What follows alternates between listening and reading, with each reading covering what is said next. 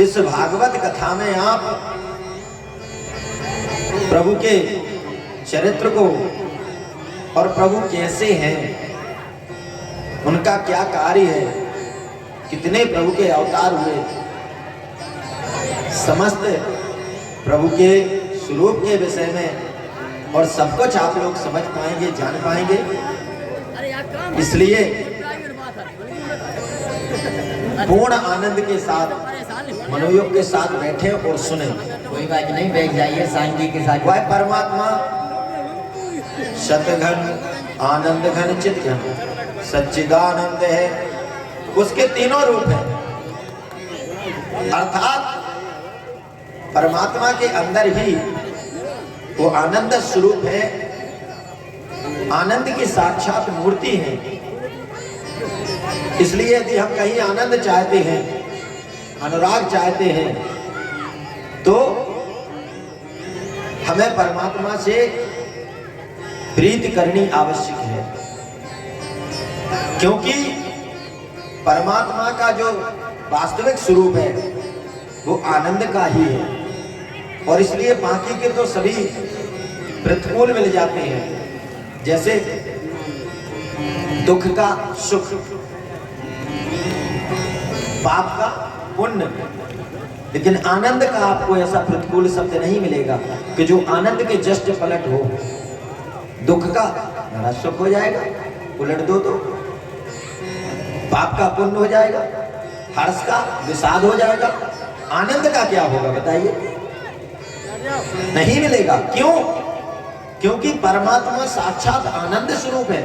और इसलिए कहा जाता है जब कृष्ण जन्मोत्सव आएगा चौथे दिन, तो उस दिन गाएंगे, कहते नंद के आनंद भयो, बेटा नहीं हुआ, आनंद हुआ। साक्षात मूर्तिमंत आनंद है भगवान। इसलिए जिंदगी में यदि आनंद चाहिए, भागवत कथा क्यों सुननी, उससे क्या सीखना, यही तो सिखाने की कोशिश है। यदि जीवन में आनंद चाहिए, उत्साह चाहिए, सुख चाहिए, तो जो सुख के सागर हैं, जो सच्चिद आनंद है, सच्चिदानंद है, उनसे जुड़ोगे। अरे किसी को घर में बिजली जलानी हो तो जब खंबे से कनेक्शन करेगा, तार डालेगा, बल्ब लगाएगा, तभी रोशनी आएगी ना घर में, कि घर में ही बिजली बन जाएगी? नहीं बन सकती ना। हाँ, इतना जरूर है कि आपका डायरेक्ट कनेक्शन नहीं, तो जिसने पहले से कनेक्शन जुड़वा रखा है उससे भी जोड़ लोगे, पड़ोस वाले से, तो भी जुड़ जाएगा, तो जल जाएगी। लेकिन कनेक्शन तो जोड़ना पड़ेगा, चाहे डायरेक्ट जोड़ो या किसी माध्यम से। तो सीधे भगवान से जुड़ जाओ या भक्त से जुड़ जाओ, जो पहले से भगवान से जुड़ा है।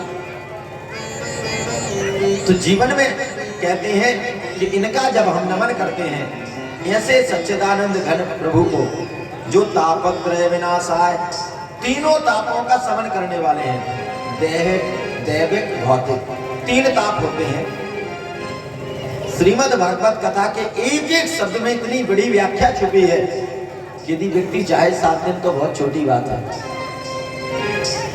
एक श्रीमद् भागवत कथा का 7 वर्षों तक वाचन होता रहे, तब भी पूर्ण रूप से नहीं किया जा सकता। इसलिए बहुत सार बताना होता है, और यदि उसी को हम मात्र 3 घंटे बैठ करके नहीं सुन पाते हैं तो कुछ भी नहीं समझ पाएंगे। और अनेकों लोग हैं जिन्होंने कई बार कथाएं सुनी है, लेकिन कथा के सार तत्व में 2 अक्षर भी समझ में नहीं आएगा। और यदि एक बार समझ में आ गए तो जीवन का सार समझ में आ जाएगा, जीवन का रूपांतरण हो जाएगा, बदल जाएगी जिंदगी उसकी। इसलिए कहते हैं ऐसे परमात्मा जो हमारे तीनों तापों को, क्योंकि राम राज्य में लोग भक्त थे और भगवान भागवत भक्ति पैदा करती है, व्यक्ति के हृदय में भक्ति जगाती है। और उस समय जब भक्त थे तो राम राज्य में किसी को कोई ताप नहीं होता था। कहते थे कि देह दैविक भौतिक तापा, देह दैविक भौतिक तापा, राम राजे का भूल नहीं व्यापा, राम राजे का भूल नहीं व्यापा। राम राज्य में किसी को दैहिक दैविक भौतिक ताप नहीं होते थे, तो क्या महाराज आज राम राज्य आ सकता है? अवश्य आज भी राम राज्य आ सकता है।